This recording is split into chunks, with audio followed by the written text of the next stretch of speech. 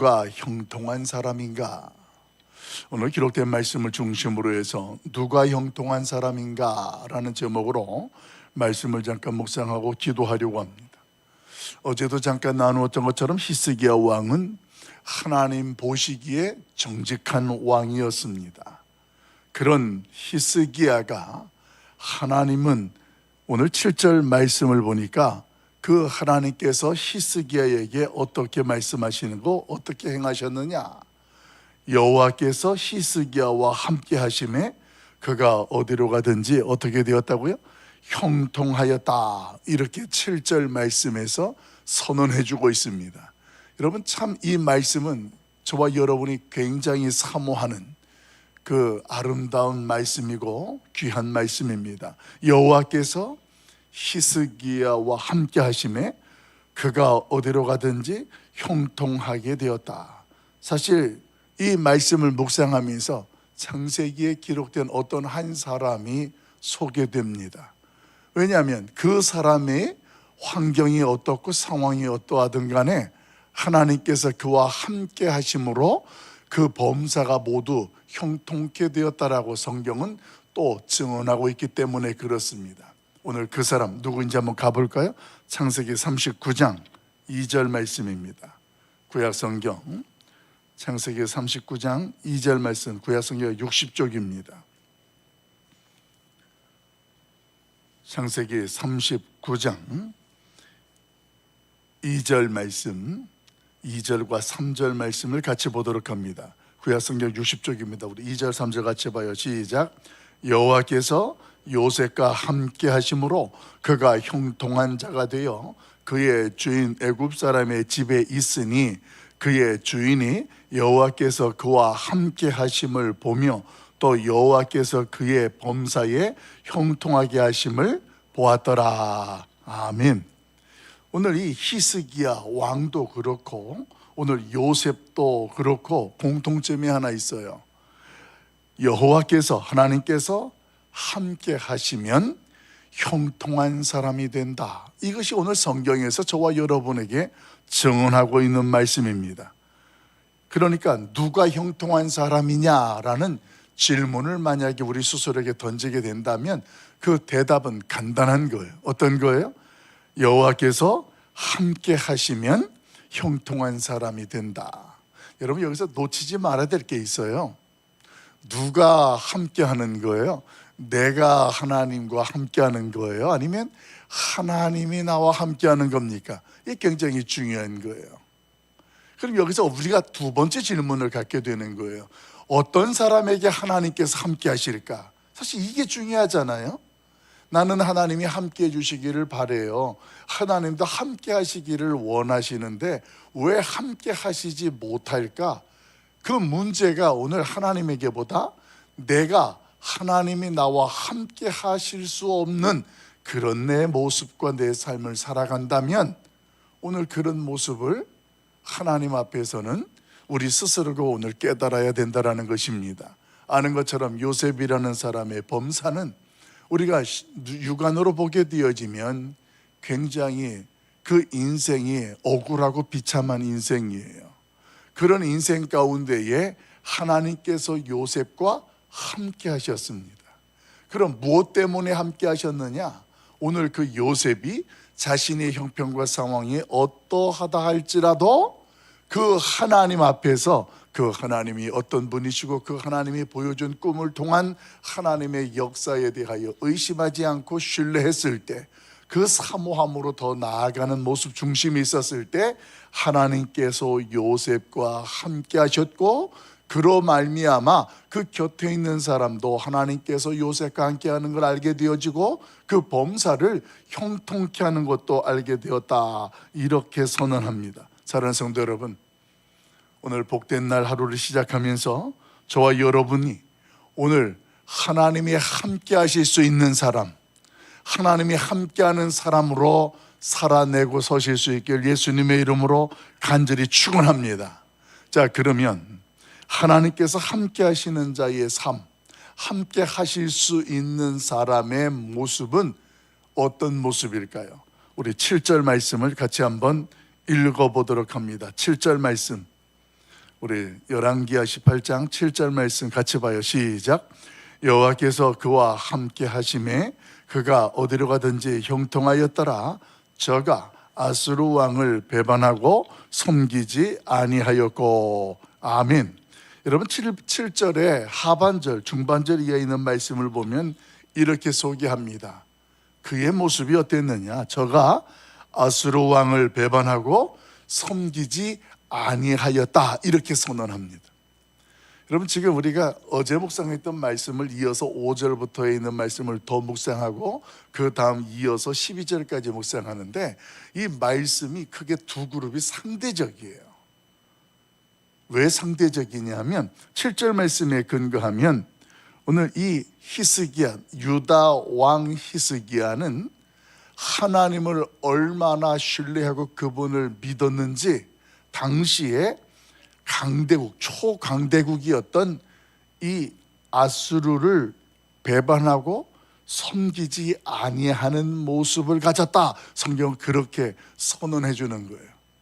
당시에 이 아수르라는 나라는 고대 근동 지역에서 초강대국이었습니다. 그 아수르가 가장 힘이 많아서 모든 나라들이 아수르를 섬길 수밖에 없는 그런 현실이었다라는 거예요. 그런데 그런 상황 가운데에 유다의 히스기야 왕이 그 아수르를 배반하고 섬기지 아니했다라는 것은 무슨 뜻이냐면 아수르에 의해서 망할 수밖에 없는 길을 지금 가고 있다라는 거예요. 그러면 여기서 저와 여러분이 도대체 그 아수르라는 왕의 그 막강한 힘 앞에 히스기야는 왜 배반하고 섬기지 않았을까? 그 무엇 때문에 그럴 수 있었을까? 이게 이제 저와 여러분이 갖게 되어지는 생각인 거예요. 당시에 그 모든 사람들, 북이스라엘을 포함을 해서 그 열국들이 아수르 나라 앞에 어떤 모습이었느냐? 그 모습이 9절부터 12절에 보게 되어지면 당시에 이 북이스라엘의 마지막 호세아 왕이 있었는데 그 호세아 왕이 아수르에 의해서 망하는 거예요. 여러분, 이 그동안 분열되어져서 잘 지내는 것처럼 살아왔던 북이스라엘이 드디어 망하는 거예요. 아수르에 722년 이 아수르에 의해서 이스라엘이 망하게 되어지는 내용이 9절부터 12절 내용이에요. 그런데 그런 현실 속에 남유다는 어떻게 되었느냐? 북이스라엘은 아수르에 망하는데 남유다는 아수르를 배반하고 섬기지 아니하는 상상할 수 없는 그런 모습을 취하고 있었다라는 것입니다. 힘의 원리를 보게 되어지면 당시의 상황 속에서는 어느 나라도 그 아수르를 섬겨야 되고 그 아수르를 배반할 수가 없는 것이 상황이었습니다. 그런데도 오늘 그런 상황 가운데 히스기야 왕은 그러지 않았다라는 것입니다. 그 배반하고 섬기지 않았던 근거, 그 이유가 뭘까요?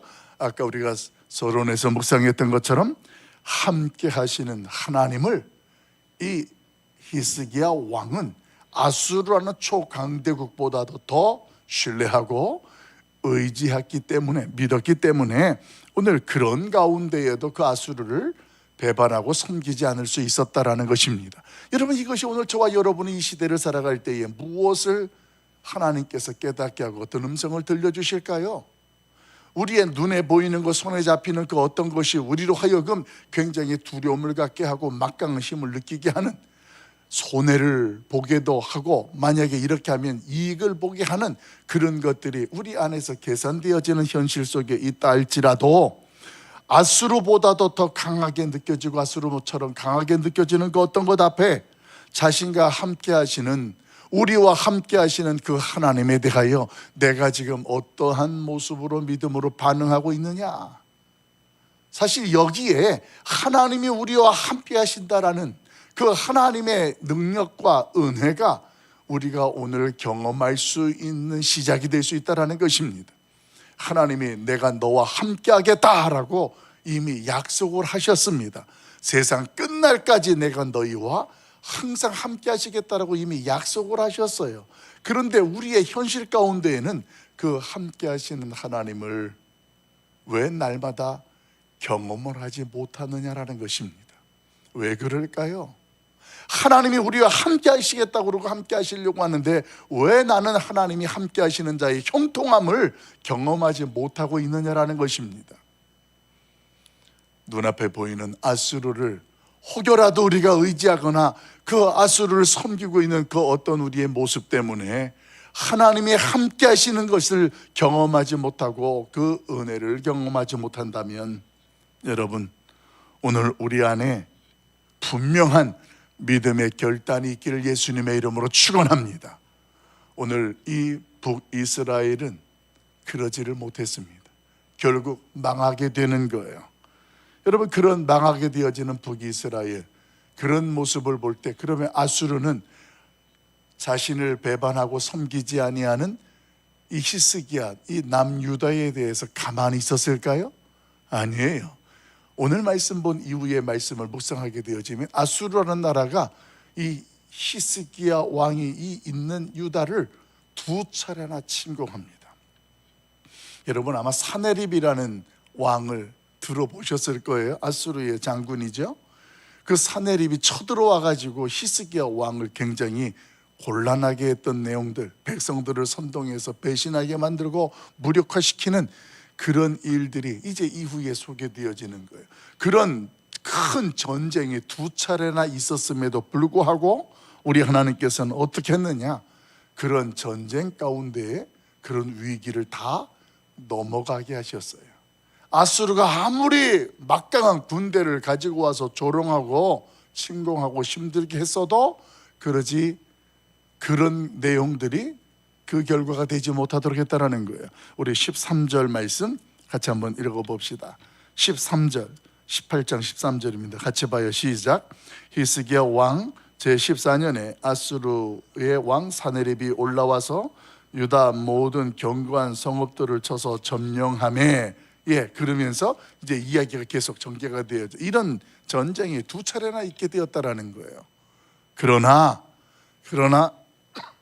이 남유다는 아수르에 의해서 망하지 않습니다. 그렇게 막강했던 아수르가 그렇게 힘들게 했어도 하나님 앞에 굳건하게 섰던 히스기야 왕은 하나님의 인도하심을 받습니다. 나중에 묵상하겠습니다만 586년에 이 남유다는 바벨론에 의해서 망하게 됩니다. 이 아수르라는 나라가 망하게 되어지고 그 다음 이 바벨론이 강대국이 되고 용서하세요. 그 바벨론에 의해서 유다가 망하게 되는 겁니다. 자, 여기서 저와 여러분이 한 가지 놓치지 말아야 될 것이 있습니다. 우리가 겉으로 보기에는 즉 아수르에 의해서 북이스라엘이 망했습니다. 그러나 그 북이스라엘이 눈으로 보기에는 아수르에 망했지만 성경은 그 아수르가 망하게 된 것을 뭐라고 선언하느냐? 9절부터 12절 말씀에 근거해 보면 그 아수르가 하나님 앞에서 악을 행하고 죄를 지었고 계명을 지키지 아니하였기 때문에 하나님이 아수르를 통해서 북이스라엘을 심판하셨다라는 것을 분명히 선언이 선포한다라는 것입니다. 그러니까 육안으로 보기에는 아수르가 강대국이라서 북이스라엘을 망하게 한 것이지만 이 모든 열국들을 주관하고 다스리시는 하나님의 섭리 가운데에 아수르가 나무떼기와 부직갱이처럼 사용되어지고 그래서 망하게 되어지는 북이스라엘의 모습. 그러나 히스기야 왕은 하나님 앞에서 전후로 그 왕들 중에 그렇게 하나님을 의지하는 한 왕이 없었다. 그 말씀과 함께 오늘 히스기야가 속해 있는 남유다는 아수르에게 의해서 망하지 아니하고 하나님이 함께 하심으로 형통케 되어지는 은혜를 누리게 되었습니다. 여러분, 이제 말씀을 정리하려고 합니다. 오늘 하나님이 나와 함께 하시는 것을 믿습니까? 자, 그렇다면 말이에요, 거기서 멈추지 마시고 내가 매 순간 그 하나님 앞에서 형통한 삶을 누리고 계십니까? 여기까지 나가자는 얘기예요. 하나님이 함께 하시는데 그 하나님의 형통케 하심을 내가 경험하지 못하고 있다면 오늘 아수르와 같은 그 어떤 것에 내가 두려워하고 있거나 매여 있다라는 것입니다. 나에게 그 앗수로 같은 것이 어떤 것인지는 모르겠으나 오늘 그것으로 인하여 두려워하고 주저하고 내가 하나님의 함께 하심을 잃어버릴 정도로 오늘 그런 모습 속에 내가 살고 있다면 기억하십시오. 이 세상 나의 인생의 그 모든 것들이 하나님의 손 안에 붙잡혀 있고 그 하나님의 인도하심과 섭리 안에 속해 있다라는 것을 확신한다면 여로보암의 길이 있고 다윗의 길이 있을 때 오늘 그 길 가운데에 계산하지 말고 다윗의 길을 가로가는, 그래서 하나님이 함께하는 자의 형통함을 경험할 수 있기를 예수님의 이름으로 간절히 축원합니다.